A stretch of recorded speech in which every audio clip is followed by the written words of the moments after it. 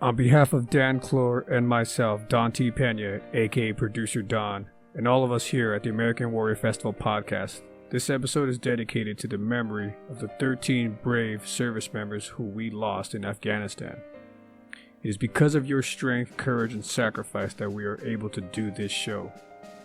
The picture that follows is from one of our longtime sponsors and friends of the show, the Red Osier Landmark Restaurant, and how they are honoring your memory. Rest in peace, American Warriors.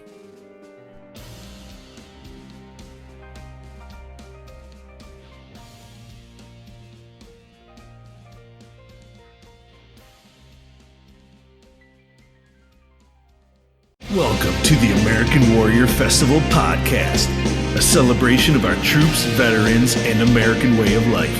I'm your host, Dan Clor. The American Warrior Festival podcast brought to you by the Red Osier Landmark Restaurant, Western New York's premier dining experience, known for its amazing prime rib and dedication to the veteran community. Visit them online at theredosier.com. What's up, American Warrior Festival family? Welcome to episode 17 of the American Warrior Festival podcast. I am your guest host, Don T. Pena, or as Dan likes to call me, Producer Don. And as you can tell right off the bat, today we are doing something a little different due to circumstances out of our control. Unfortunately, me and Dan did originally have an entire episode for you guys. We recorded about an hour and a half of discussion and everything American Warrior Festival that is currently going on and stuff that we had coming up. We also talked about merchandise and all the cool stuff that you can get your hands on when it came to the American Warrior Festival products, and whether that was t-shirts, chocolates, coffee, and the like. Unfortunately, we had some major technical difficulties with that recording. Just the audio was bad. The video was cutting in and out. I mean, we thought we were going to be able to fix it, but it was unusable, folks. And in order to continue to still be able to bring you an episode, what we decided to do was something that we've been wanting to do for a while, and that's kind of a look back at the last year of the podcast and the various episodes, and give you kind of a best of the American Warrior Festival podcast, and a little bit of a discussion, and a brief kind of history on the channel and the podcast so far. And so that's what we're going to do for you today. A little bit of a, just kind of a look back what the American Warrior Festival podcast is. And, it's good to reminisce. So I think what we're going to start off here with is what's more fitting than our illustrious host, Mr. Dan Clor, and his beginnings and his history. So we're going to take a look back at episode 1, when it all started, where he sat down with a very good friend of ours, Mr. Terry Hagan, who still is part of the team, still helps us out a lot, very strong member of the American Warrior Festival family. Shout out to Terry. But he was our first guest, and so this was a discussion, Dan talking about his time in the military and his early beginnings. Check it out. What was going to fit you. So, and hey, I'm glad you did, because, I've told you many times that you've been an amazing, one of the most amazing individuals in my life to help me fix my Marine Corps career. And I know a lot of people know this story because we've done, videos of it and documentaries kind of detailing my story and how I didn't really do things correctly the first time in the Marine Corps. I was a stubborn young Marine, wanted a certain MOS, a certain job, couldn't have it. I bucked the system and, got broken down in rank and basically got processed out of the Marine Corps.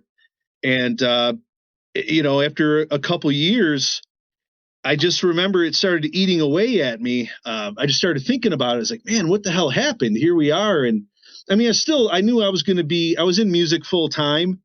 And the crazy thing that inspired me, I don't know why the hell this happened this way, but I got a Guitar World magazine that had the guitar player from Pantera, Dimebag Darrell, and the guitar player from Ozzy, Zakk Wylde, on the front of Guitar World magazine in green camo.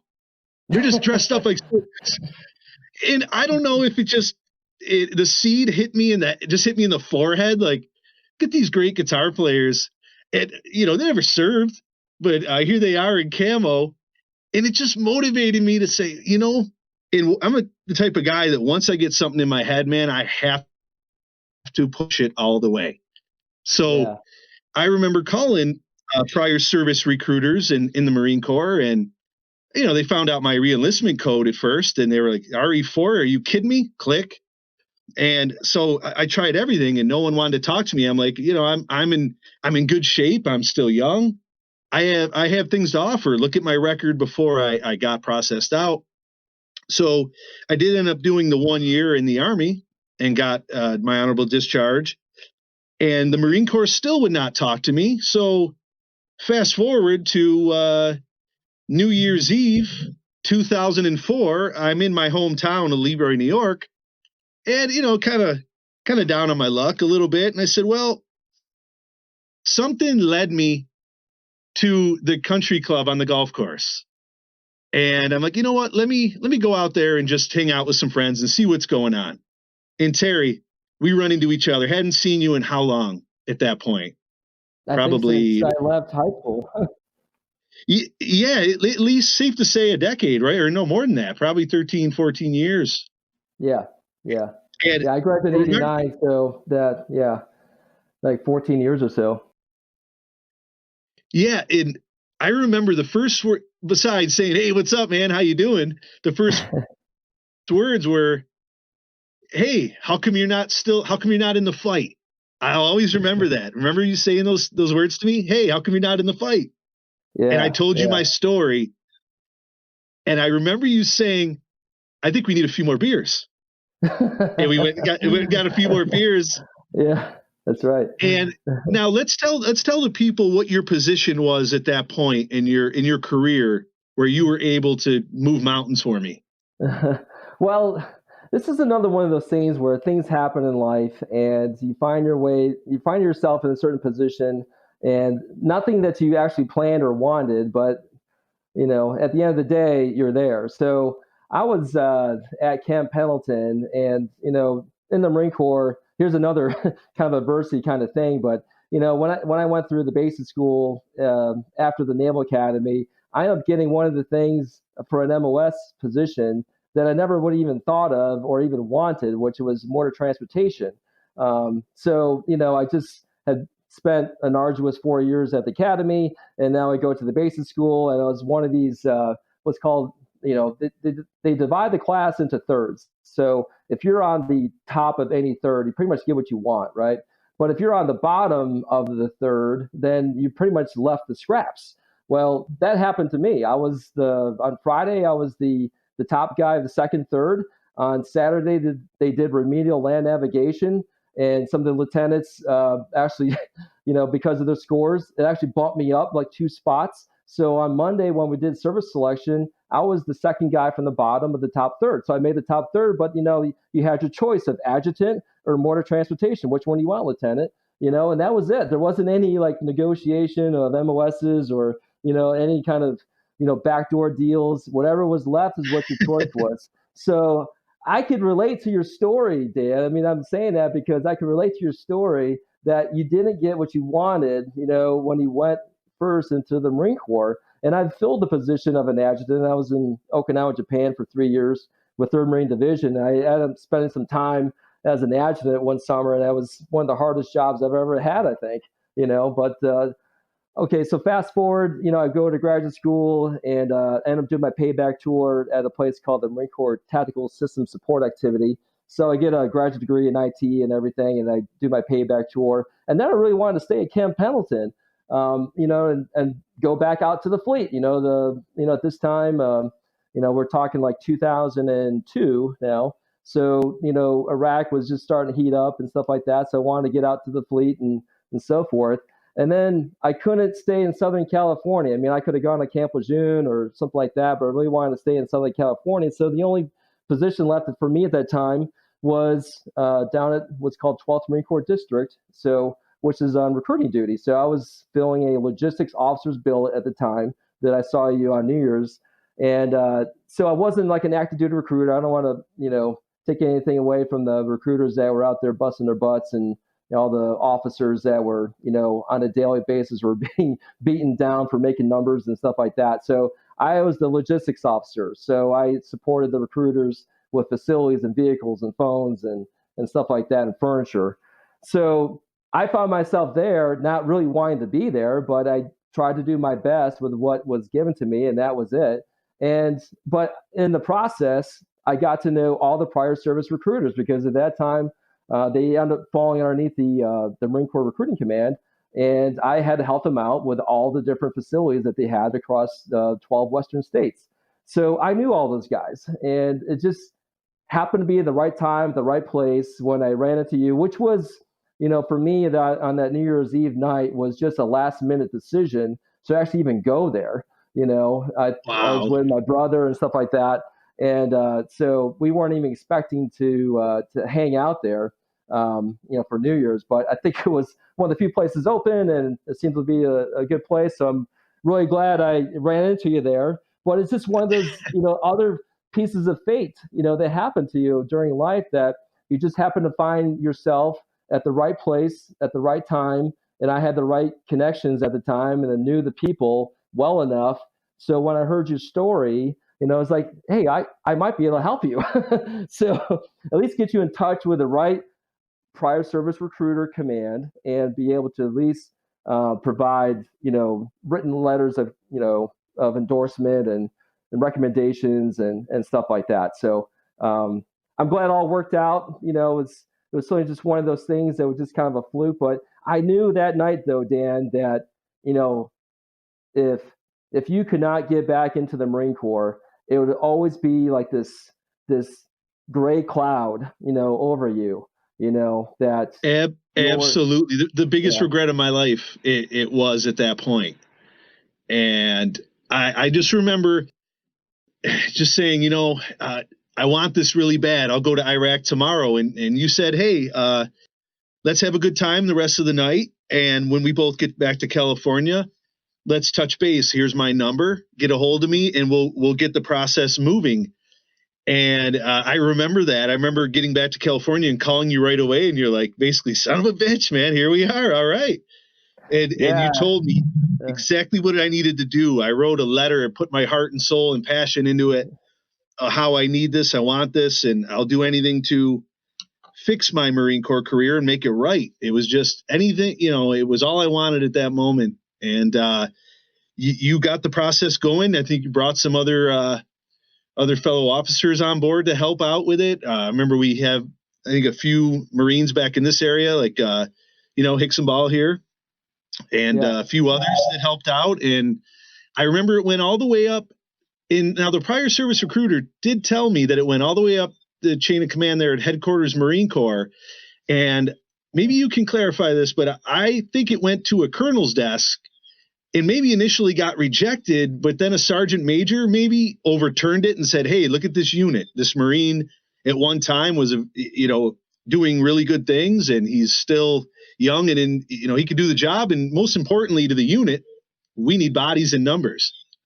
Yeah. All right, let's keep this train rolling, guys. So I did say that this was going to be like a look back on some of the great episodes we've had over the last year. But cool thing is, we just had an event recently. We had one of the sweet events at a Yankee game, and we're going to share some of that video footage with you guys, and all the cool stuff with these sweet programs where we're able to take veterans and servicemen and members and get them in a suite at a sporting event and just like show them a great time. So check out this video footage by Dan Clor at Yankee Stadium from Local 1 Union in New York City. Hey Josh, ready to go in, man? Clocking in for work. All right. Here we are. Suite 14. Hell yeah. The strength in numbers suite. Oh, clean bathroom. Here we are. It's good to be back.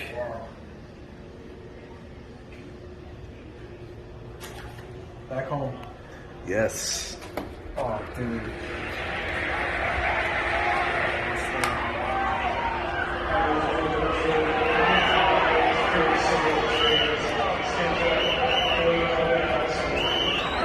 Game on.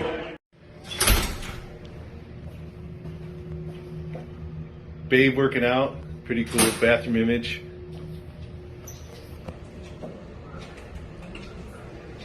Food.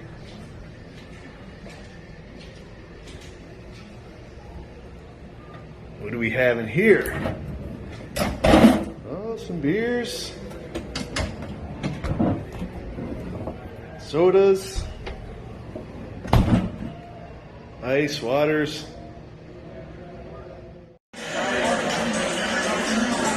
About to get started. Everyone's happy. Josh.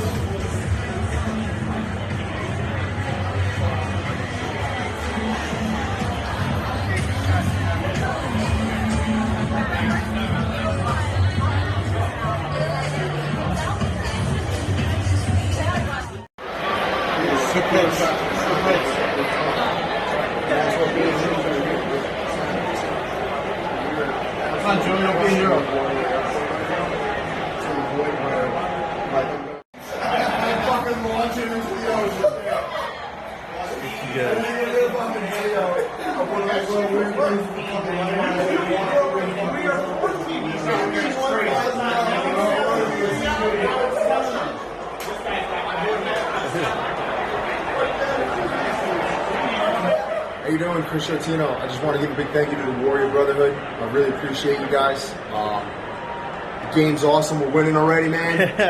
Thank you guys very much, and we appreciate you. Hell yeah. Thank you. Hey, what's going on? My name is Tanel. I just want to give a big shout out to the Warrior Brotherhood and to the York. I'm a veteran, and I really appreciate everything that you guys done to me and for me. I'm enjoying myself. I really appreciate it so much, all right? You guys rock. Thank you. Seriously, though, everything those guys just said, this is incredible. Thank you so much, man. We appreciate it. Awesome. All right, hope you guys enjoyed some of that video footage straight from the suites at Yankee Stadium. How cool is that? A couple of our veterans enjoying the game, some cold beers, and just great, great times over there. So we like to enjoy our holidays just as much as the next person, and occasionally we get in some really cool guests. And the very first 4th of July episode, we actually had a U.S. historian expert, Mr. Joe Coburn. So here's a little excerpt from that episode. Check it out. That's when we start seeing really the first political parties, which that was the Federalists and the Anti-Federalists. So what that means is the Federalists were the big government guys. They wanted a national bank. They wanted to expand the country. They wanted us, a standing army. The Anti-Federalists believe that, yes, we're all finally one nation.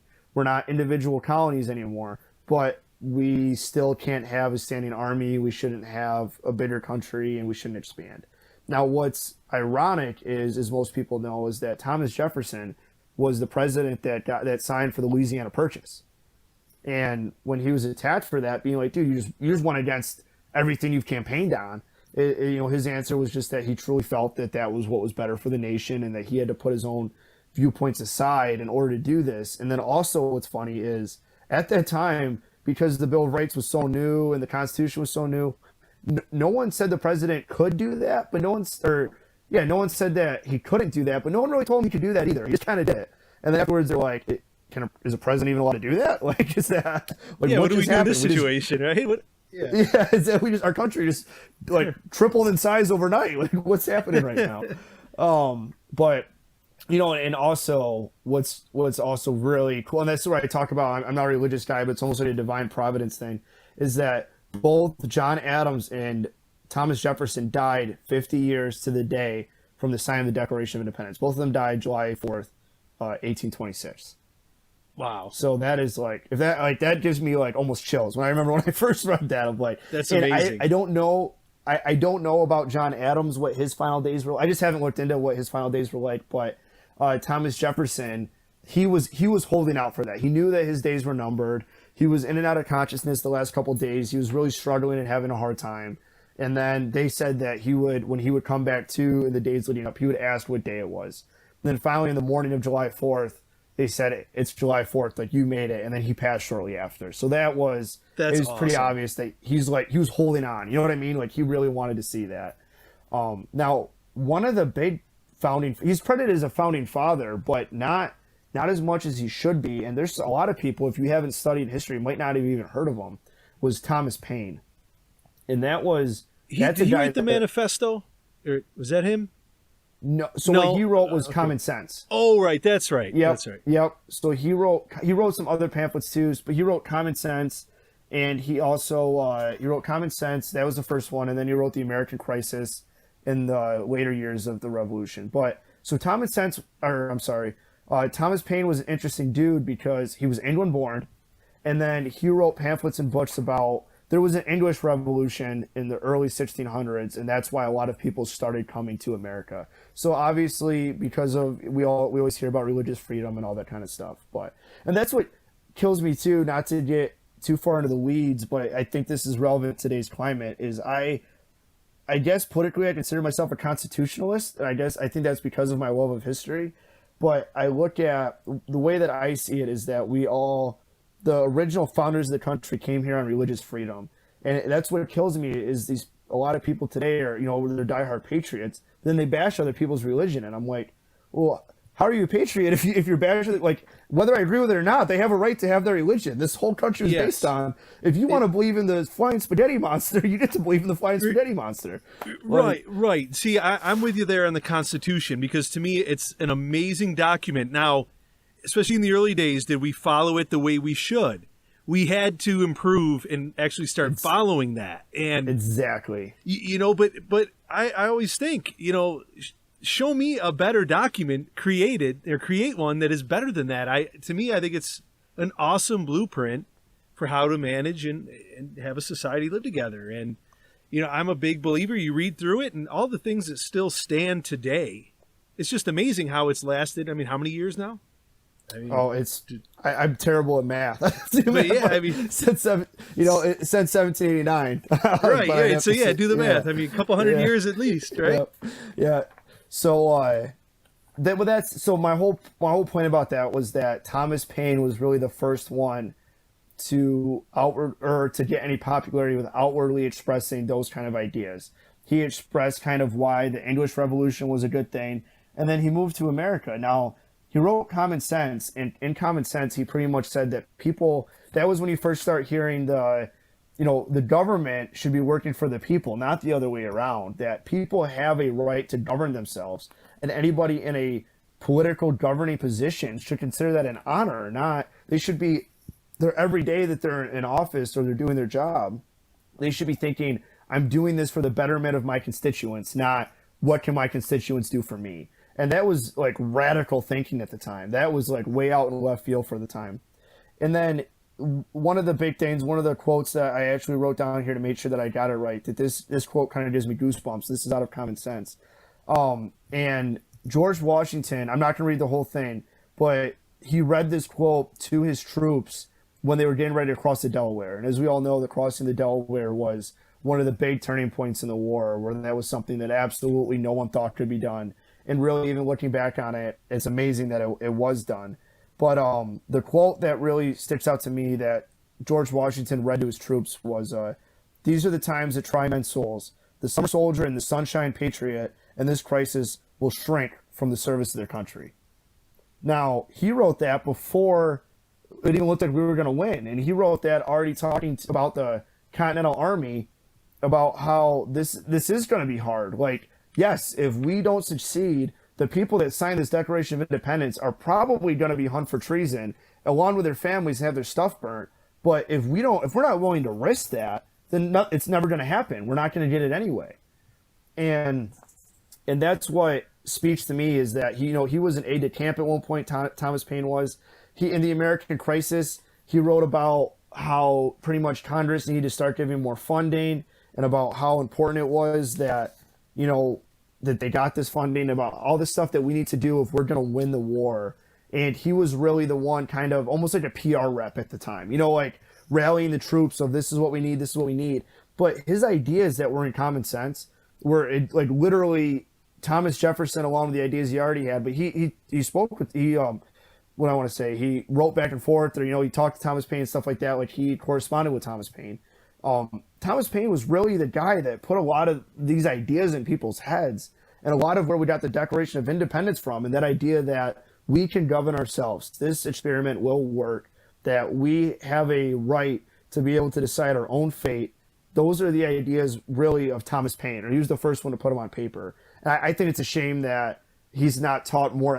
One of my goals, I hope to teach history one day, and I'm not going to miss him in my history class. I think it's a shame that he's going to be featured. Yeah. Yeah, exactly. Now, what do you think the founding fathers would have thought about the lifetime politician today, which to me is a problem. Yeah, obviously. no, 100%. Without getting too political, exactly. And I'll just put this disclaimer out that any political opinions I put out are in no way representation of the U.S. Army or anything like that. So this is just me, absolutely. Joe Colburn, with my opinion.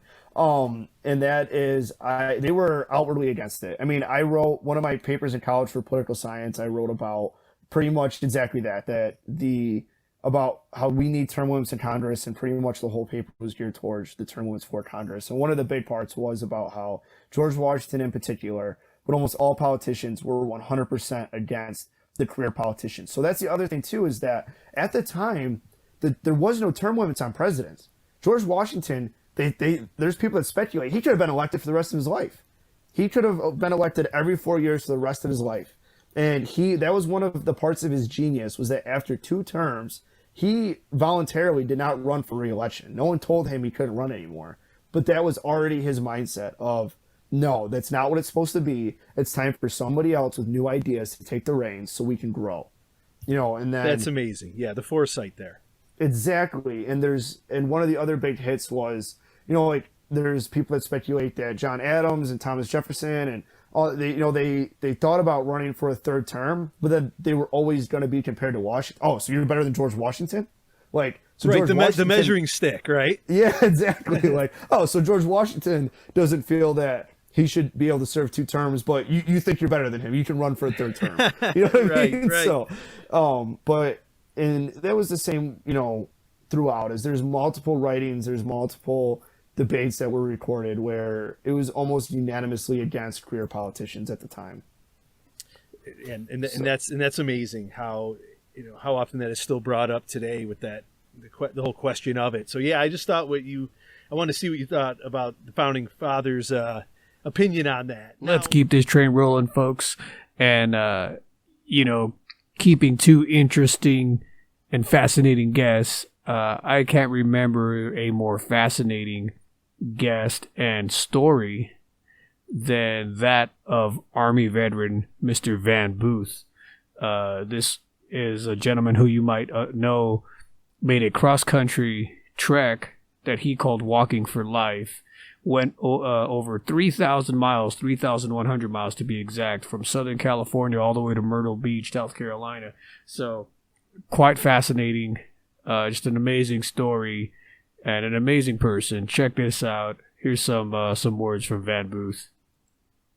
Because he was on that night, and he donated his time slot to military veterans to go on stage and do their songs that they did with Operation Song. That's what kind of got me involved with them, and that program helped save my life, because after listening to that, I was invited to go to Nashville. I contacted those guys. They invited me to Nashville. And I got to write a song about my best friend just to kind of help give me some closure.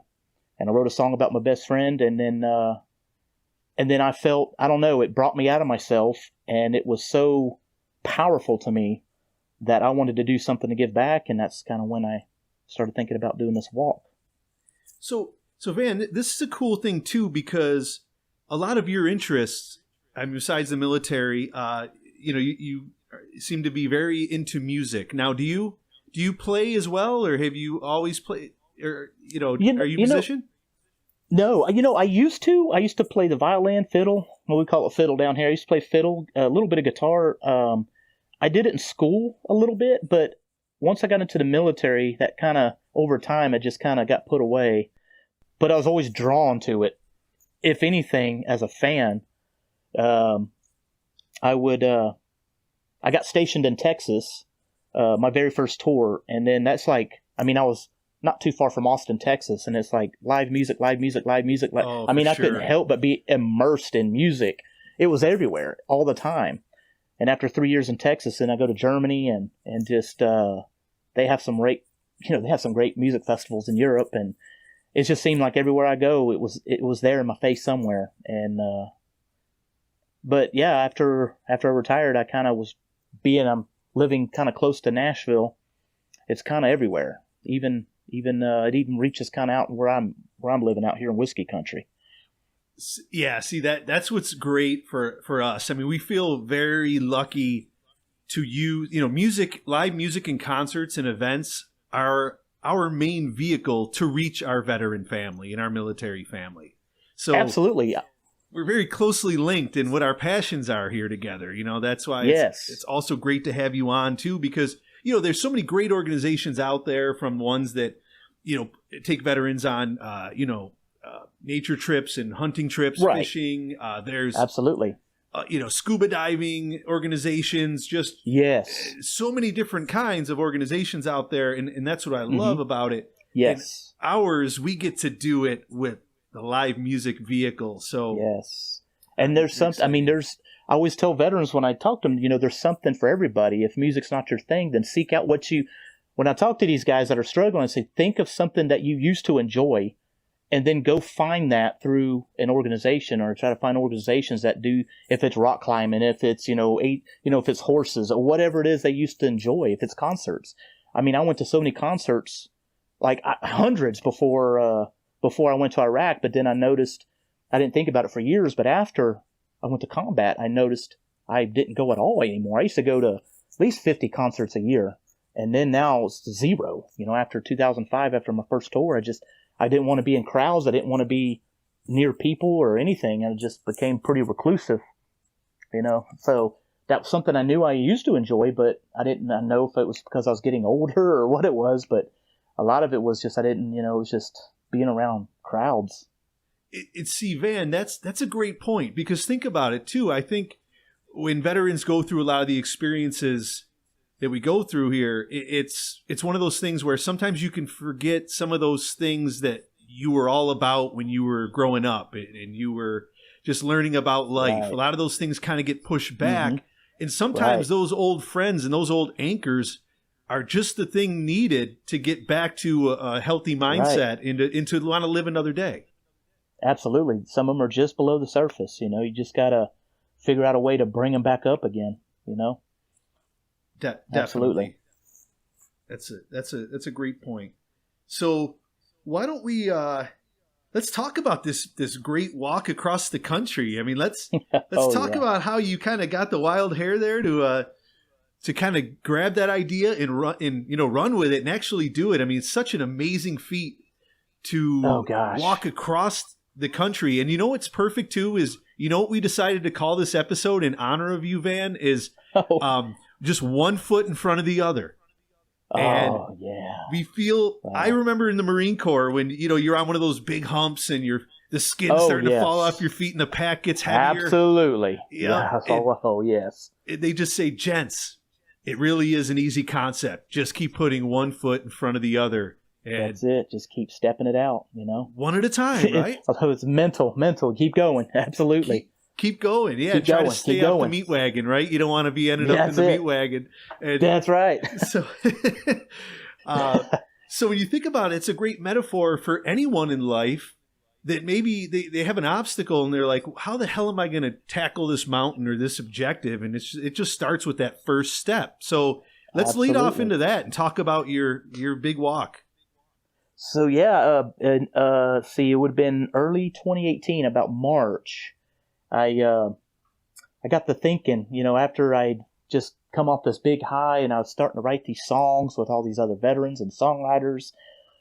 And I was like, back in just before I retired from the Army, I blurted it out one day to my soldiers. I was like, what I'd like to do one day? And I was getting ready to retire. And I didn't think I'd actually do it then. I was like, I'd like to walk across America. And they're like, why? I was like, well, think about it. I mean, I served my country for 2 decades of my life. It'd be nice to kind of just get out and see my country, but at a slower pace. Just 2 miles an hour, walk from one end to the other. Back then, I was just saying it. I didn't think I'd actually do it. But the thought was there. And then after doing all the songwriting stuff and with Operation Song and Freedom Sings, I was like, what a way to give back to them. And also for me, maybe like a therapeutic pilgrimage to kind of just go out there and take some time and see who I could run into and just kind of play it by ear. But I announced it right out of the blue. One day I just threw it out. I didn't tell nobody. I just announced it. And to this, my mom and everybody, my family and everybody's like, what? And just announced it out of the blue. And I said, I'm leaving in 3 months. And, but once I started researching it, I wanted to be successful at it. I didn't just want to just like jump out there and start walking. I wanted to make sure, well, if I'm going to do this, it's a monumental. I want to make it good. I want to plan it. I want to make sure I'm successful. So once I realized how big of an undertaking it was, I decided to put it off until February of 2019. And in the meantime, what I did was I planned. I started assembling gear. I researched. It took me longer to plan the walk than to actually walk the walk, oddly enough.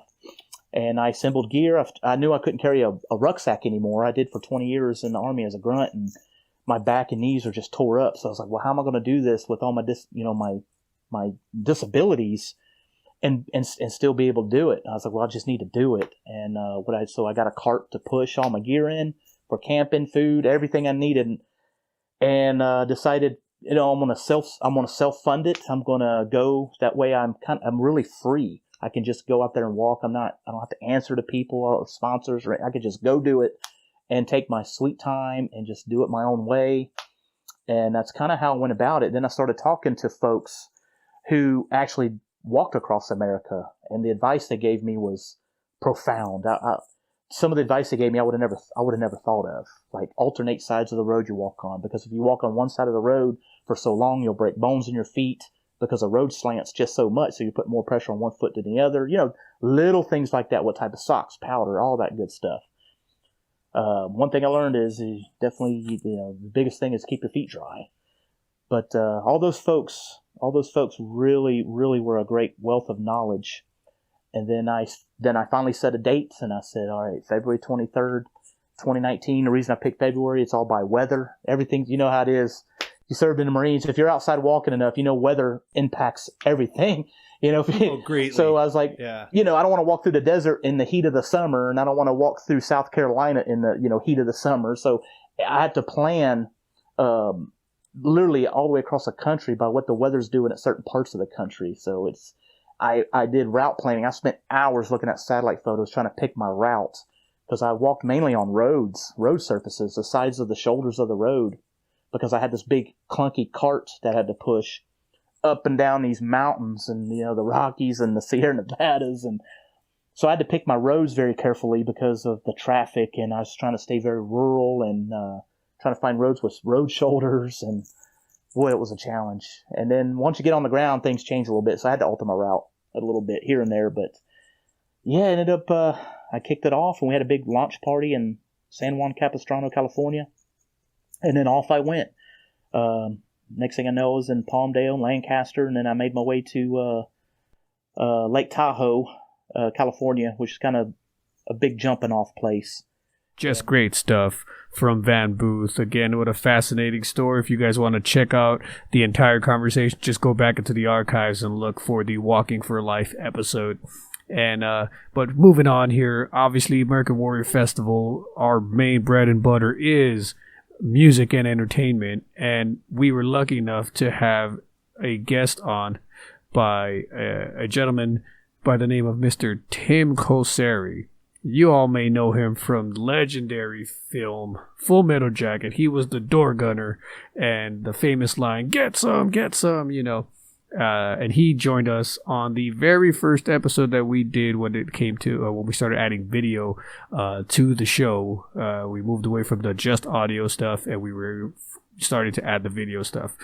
So check out Tim. He's just a character, man. He's a funny guy. He had all kinds of stories for us. That episode could have been 6 hours long if we had time, but check it out, man. Tim's great. Guys on a callback. And 5 of them were like WWF wrestlers, the big guys.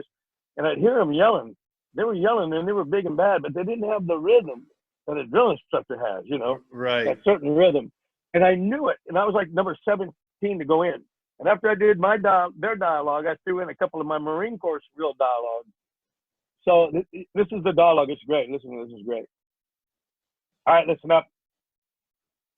Sorry, it's my sorry ass job to inform you, ass felting, salad tossing, guzzling packets that bubbly face you're staring at right now is one of the most important goddamn faces you ever lay your eyes upon. That is your battle buddy. Your battle buddy's like a Siamese twin. He shits, you shit. He fucks up, you fuck up. He goes out, you go down. 6 weeks from today, this entire group of Girl Scouts will be shipped over to Iraq.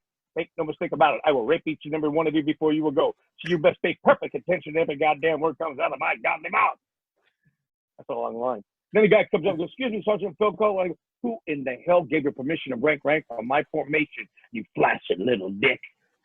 And they told me I was going to get a desk job.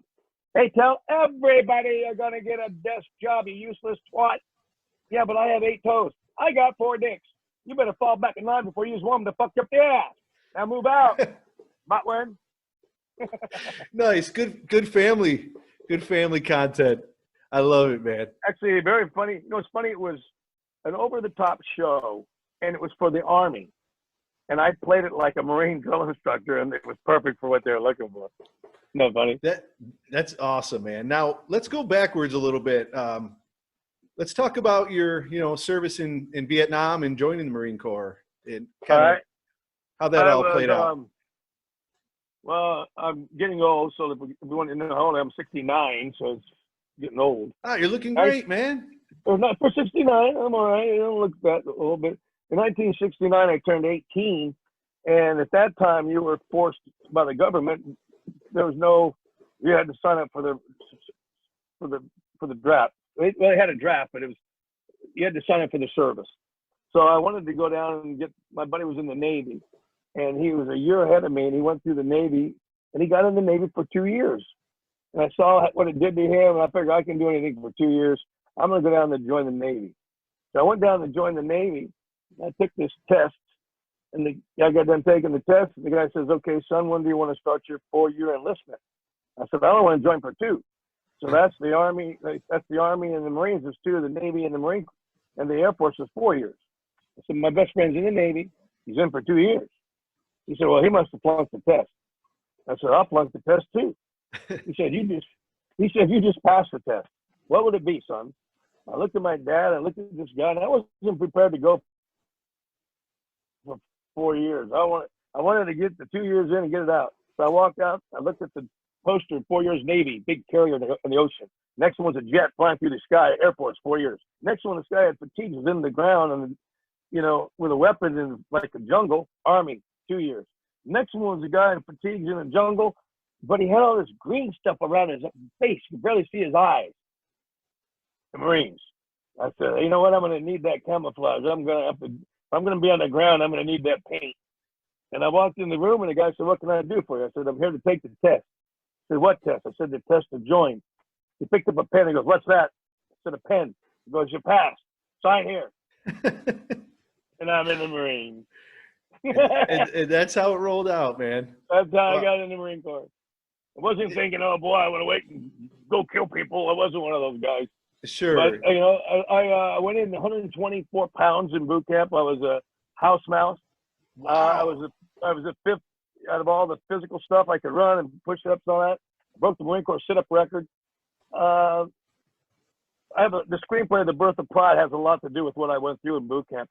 When I got off the plane, flying for the first time I've ever been in a plane to go to boot camp, I had a St. Christopher's medal and a shaving kit. And as soon as I got off the plane, the drill instructor said, what the hell is that? Shaving kit, sir. My father gave it to me. He took the shaving kit and threw it. And then he looked at me and he went, I'm your father, I'm your mother. And he reached up and took that St. Christopher's medal, ripped it off my chest. He went, I am God. You get out there and you stand in the tent, you come get when the bus comes. And I couldn't believe wherever I was going, I knew it was going to be bad. Ironically, which is interesting, when I was in boot camp, July 20th, 1969, a historical moment. And we were called to go to bed, lights out, hatches closed. Lights out, hatches closed. Aye, sir. Good night, girls. 5 minutes later, lights came back on. Everybody on the road, quickly move. Not with packing gear or anything. It was white skivvies and dog tags. And we were like half naked running out to the parade deck.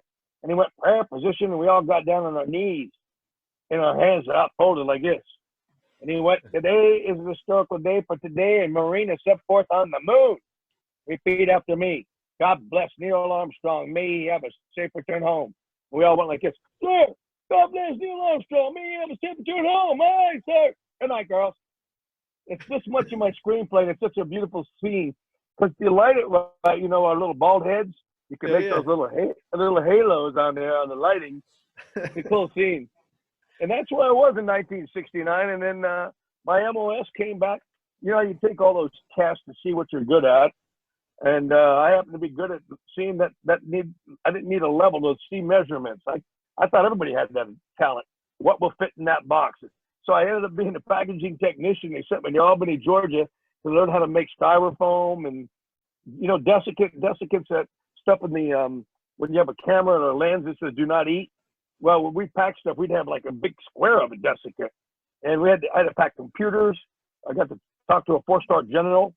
And my MOS was only 22 of us in the whole MOS.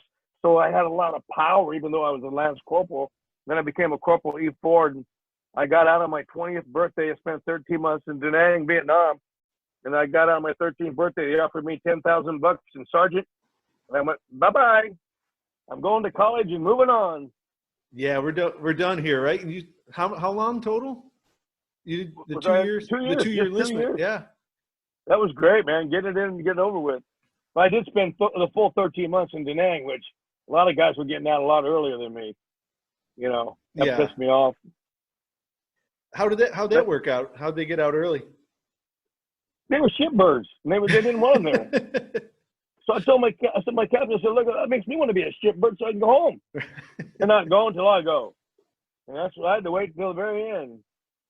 Whatever, you know, it was every day was a Monday there. It was like, it was just, I didn't like it there at all. No, I'm sure, man. No, I couldn't wait. I can remember we got on the Freedom Bird to come home, and we were flying out of Da Nang and full of Marines. Hang on. Go ahead, pick it up, man. Hey, Jeff. Yes, I am on a podcast right now live. You're on it with me now.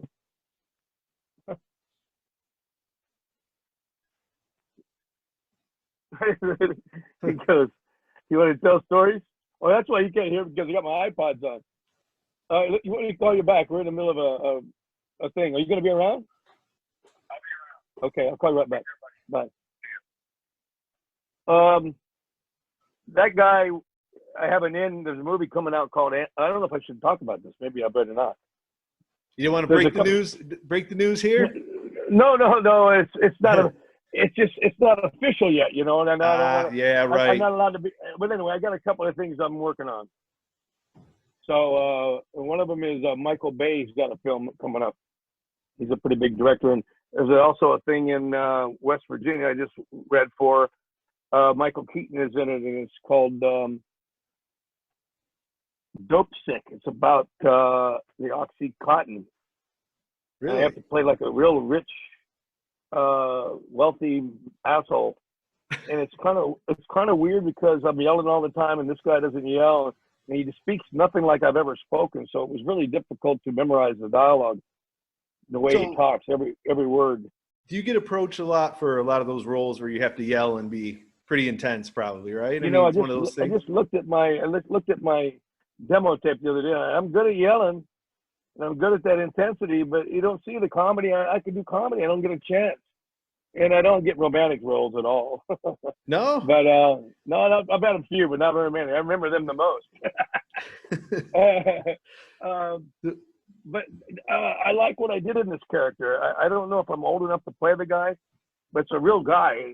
He was a founder of a company, Purdue Pharmaceuticals or something. If you look him up, Mortimer Sackler is his name. And that's the role that I've been reading for. So I'm hoping that I finally did a good job. We'll see what happens. I just sent that out yesterday. So that's what I mean. I'm in LA and I'm trying to work out and get a new management. I'm trying to do my one-man show. I got a couple of screenplays out there. I'm keeping pretty busy actually but I can't do anything till this pandemic thing's over with, except audition like this, which is good. I like that. You don't have to drive anywhere. Oh, so you're doing a lot of Zoom. Everyone's doing the Zoom auditions. Like that's what they're doing, but they're starting to come back. Trying Okay. to come back, but I can't do like you. You can't play your music right now. Oh, It's yeah. hard. I can't do my one-man show. So, it's screwed up, man. I can't wait for this whole thing to end. Yeah, you're telling me, man, we lost a whole year of events. And, well, I guess the silver lining is we started the podcast and worked on organizing some things and getting ready Right. for next year. We're going to be doing a bunch of events at firing ranges and getting into some like battlefield events. Hopefully, like we had Gettysburg on the calendar. I'm going to start doing like Pearl Harbor, Gettysburg, start doing battlefield themed concerts. We're How still. long is this the ninth one you've done? I think I heard you say ninth. Yep. This is number 9, and it's our first video one. So wow, it's been pretty cool. We had a little casualty here, this little lamp that broke, but adapt and overcome, right? Yeah. And So I thought you were back east. When did you come back? I am. I've actually been going back and forth, traveling back from New York to out here in SoCal. So I'm out here. Yeah. So we got to get together and hang out, have some beers. I'm here for like another month. Me too.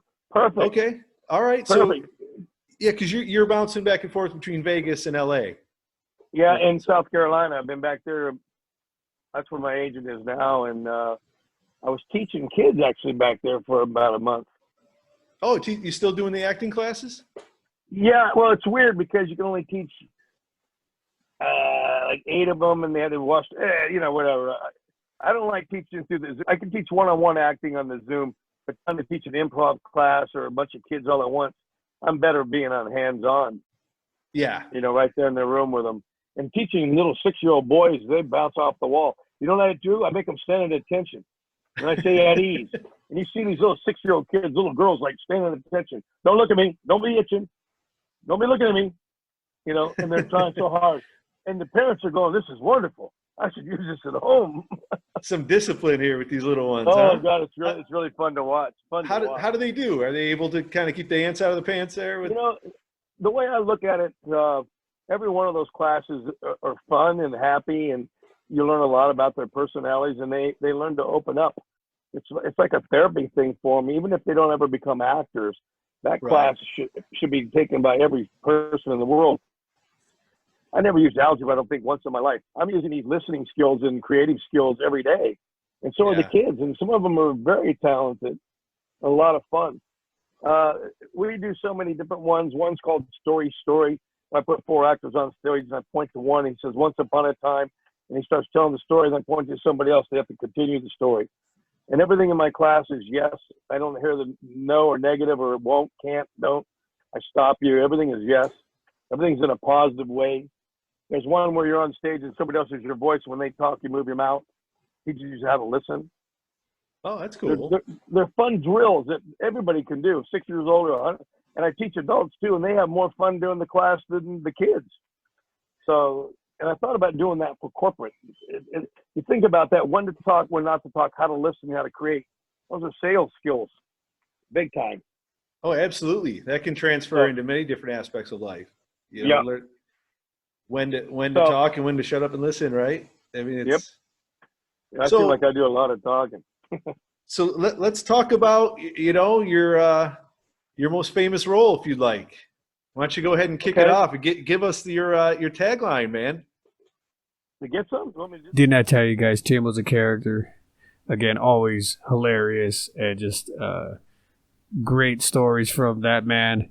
If you guys want to catch that entire episode, that was episode 9 of the American Warrior Festival podcast. Feel free to go back, check them out in the archives. That one's entitled Get Some.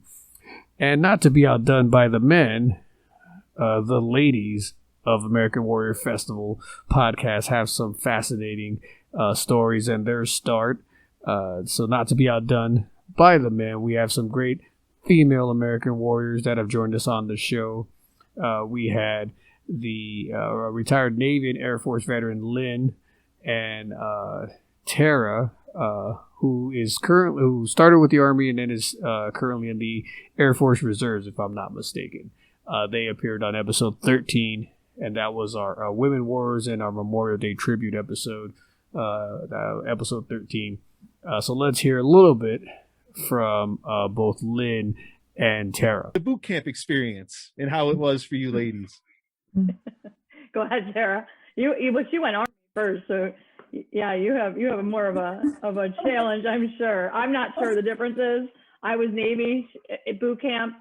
She was Army boot camp. I ended Air Force and she's Air Force now. So Tara, how was that for you? Honestly, I was just out of high school, like you, Lynn. I went right to boot camp in Fort Leonard Wood, Missouri. They used to call it like Fort Lost in the Woods, Missouri. I remember getting first day on the ground, and they pull us up in, cattle trucks, and we're all squeezed in there with our, duffel bags, and one on the back, one around the front, and you're sweating bullets because it's hot in there and you got little windows.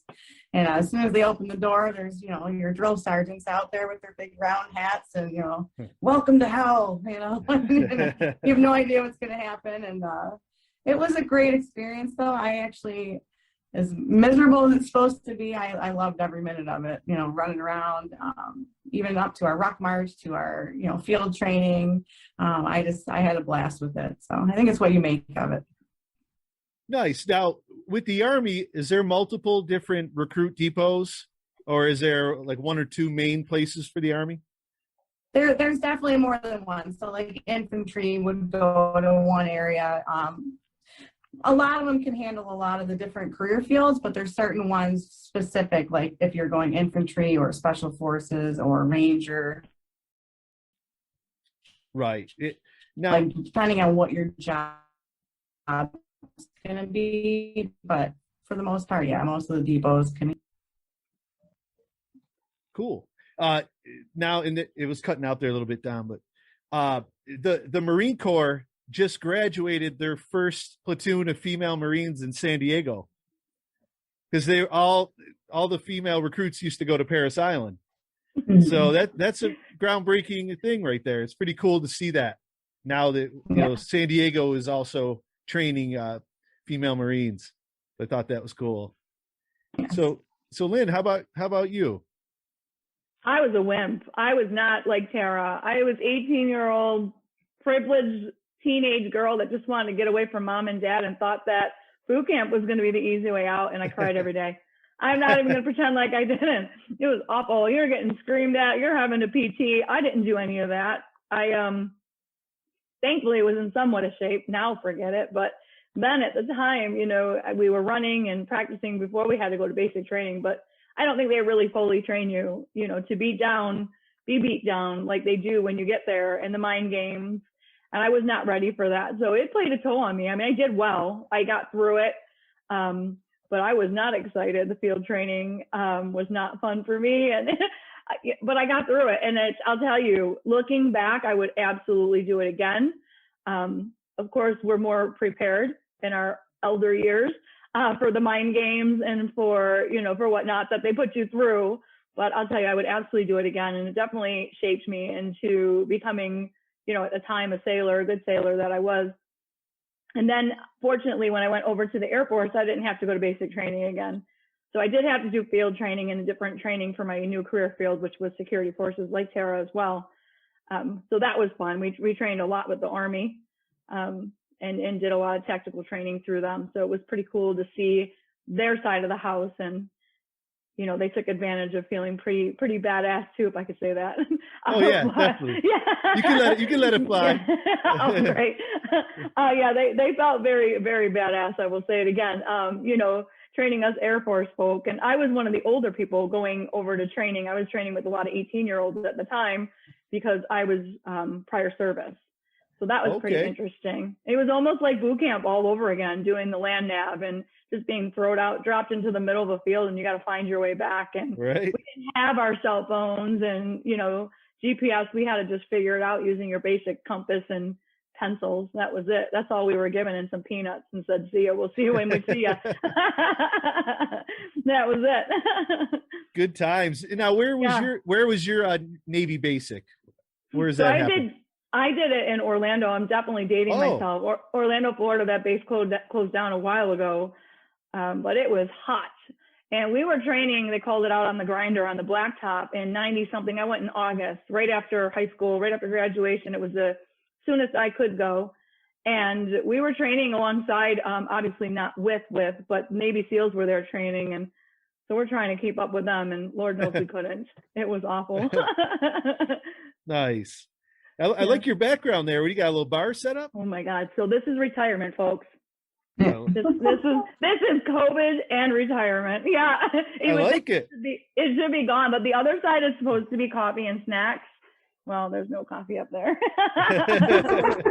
And the snacks are gone too.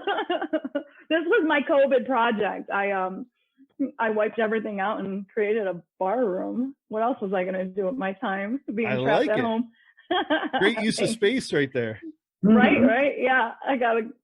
And then I joined a wine club and it just kept coming. So there you go. Why. There it is. Awesome. Now, speaking of like female drill instructors in the Marine Corps, right after the rifle range, every platoon had to do, like, kitchen duty and, chow hall. Oh, yeah. So our platoon actually got sent over to the female chow hall. So when we were working, handing out pastries and cleaning the floors, the female drill instructors would handle us. And I think they were meaner than the men. Yeah. Like we were so like conditioned to say, yes, sir. So when they would bark orders at us, we'd be like, yes, sir. They're like, oh, hell no. Now I'm a man. Now I'm a sir. No, man.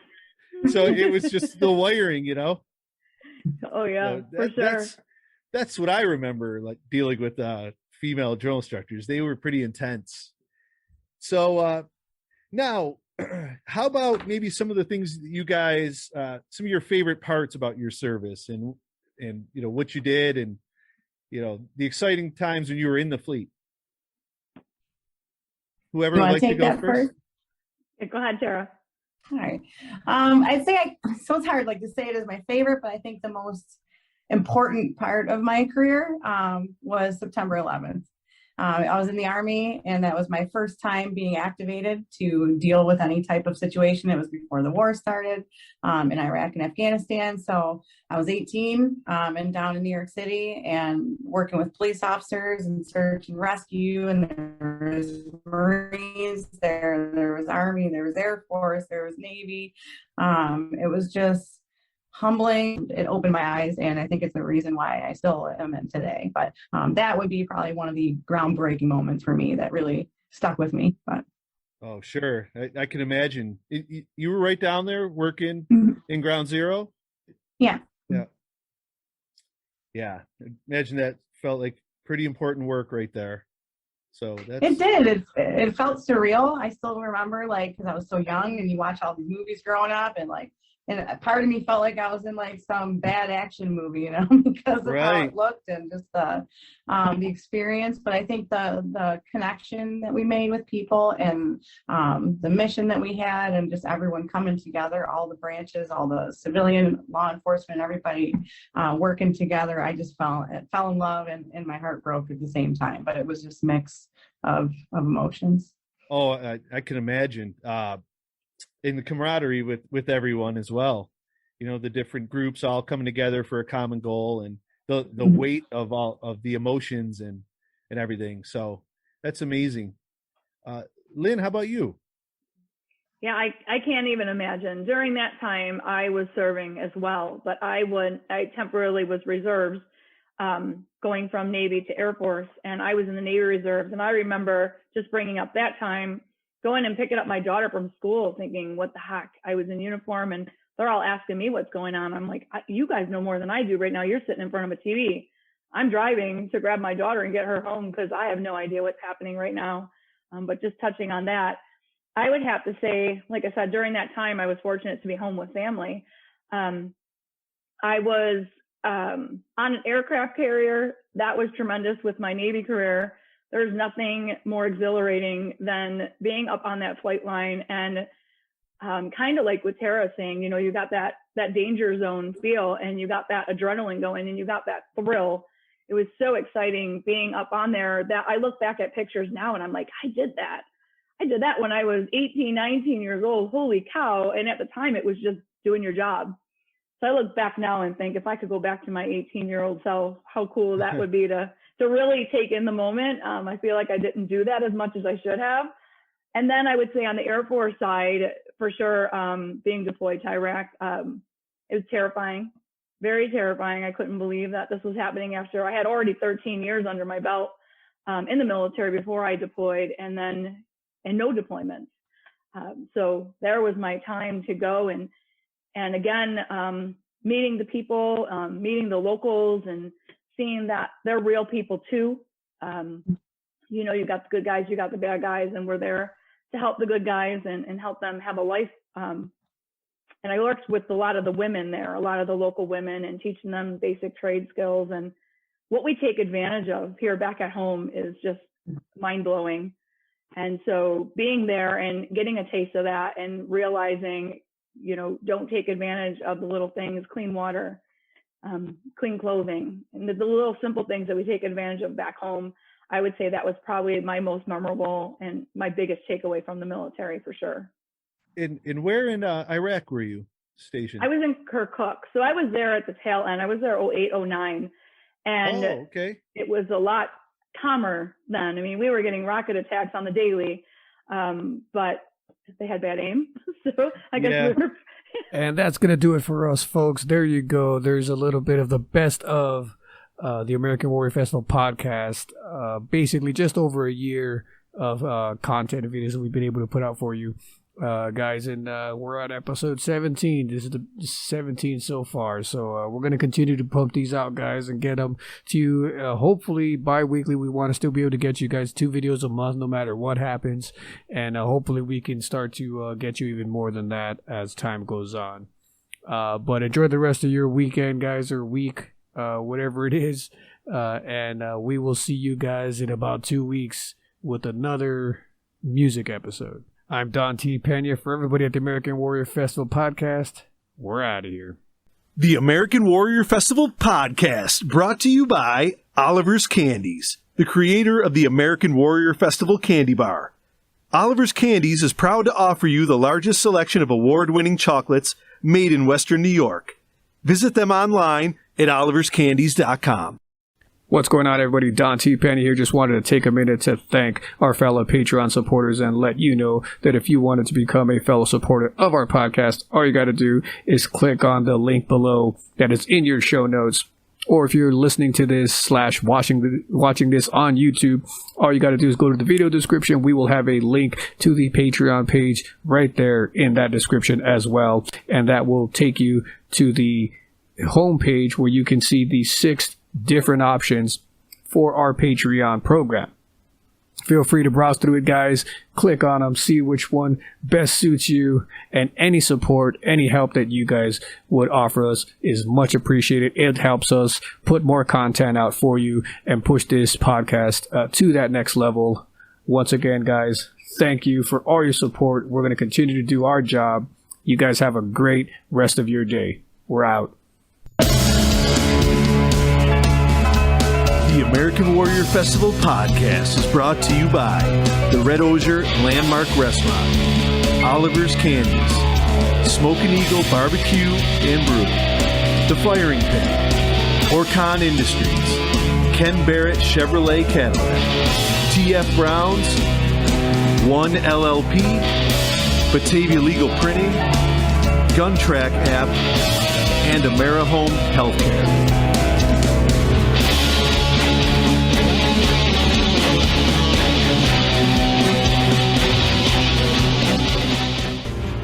Hi, this is Candy. You're listening to the American Warrior Festival